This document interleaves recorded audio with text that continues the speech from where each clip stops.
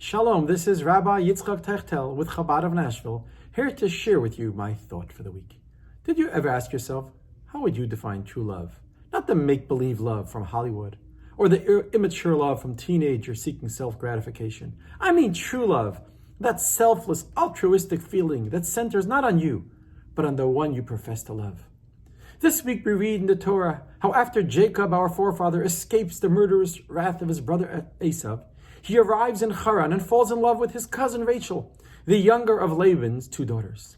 On the night of his wedding, the crooked Laban plants his elder daughter Leah under the chuppah instead of Rachel. As it states in the text, and it came to pass that in the morning, behold, it was Leah. On the morning of what should have been the happiest day of his life, Jacob woke up to a woman he didn't know or want to marry, and thus begun their loveless life together. But was Jacob really shocked by his father-in-law underhanded in a lack of honesty? Yes and no. The Midrash teaches that anticipating Laban's deviant plan, Rachel and Jacob created a counterplan of their own. They agreed upon a secret code they would use under the chuppah to ensure that the veiled bride standing beside Jacob was in fact Rachel and no one else.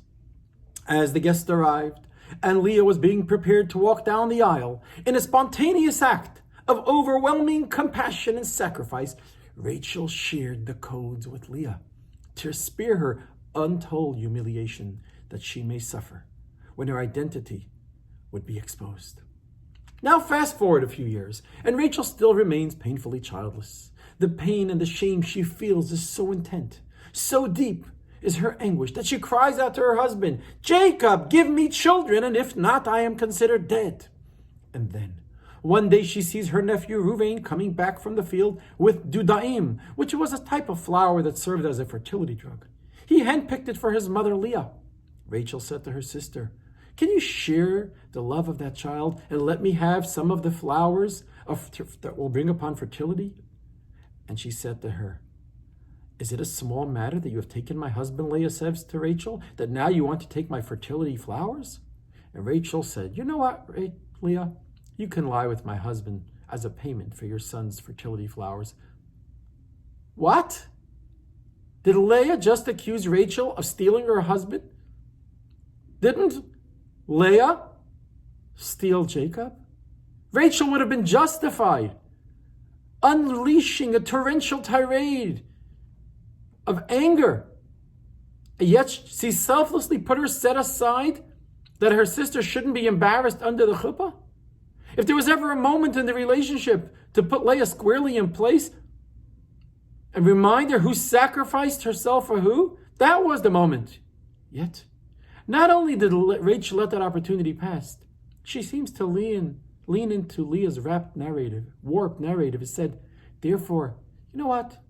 Jacob can be with you tonight in payment for the dudaim, the fertility flowers. Rachel's agreeing with her sister's outrageous claim. Wow. Why would Rachel overlook such a slanderous chutzpah from Leah? And moreover, how was Rachel able to rise above such a deeply personal attack and extend such kindness towards Leah, who just accused her of committing a very heinous act that she herself committed against Rachel? Yet, my friends, Rachel understood the profound moral truth that sometimes those who need our love most are those who may deserve it least. And a beautiful example comes from our forefather Abraham. Just like his grandson Jacob, he ended up marrying two women too through a twist and turn of events. He had Hagar and he had Sarah. And we know Sarah was childless, and she decided to give her Egyptian handmaid to Hagar, her husband, and said, maybe you'll have children from her. And Abraham listened to Sarah's voice, and he lived with her. He conceived. And she saw that she was pregnant. And Sarah saw Hagar was pregnant. And then came a moment of chutzpah. Sarah said to Abraham, may my injustice be upon you.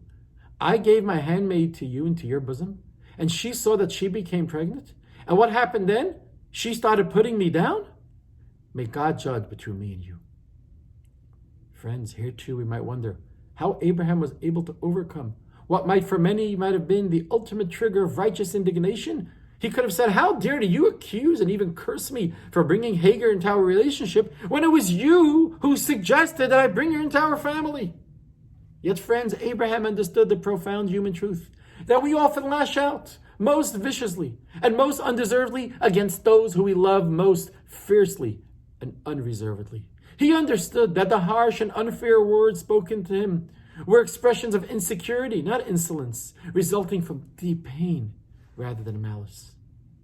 Abraham's generous reaction to Sarah, like Rachel's towards Leah, was rooted in true love, an absolute empathy, a profound consideration of the pain their loved ones were struggling with. Abraham and Rachel, among so many of our nation's great heroes, knew how to give true love. To love even when they're hurting themselves, to dig beyond themselves, to see the heart of their sister, the soul of their spouse. And of all matriarchs, Rachel stands out as the ultimate mother, but her selflessness was not limited to her children. For most of us have no limit to the love for our children and how much we can extend ourselves for them, despite how at times they may treat us. Rachel shared that same intensity of love with her sister, despite the hurtful comment that Leah made, despite Rachel's own deep pain. Friends, share your love with someone who doesn't deserve it, for that is true love. Shabbat Shalom.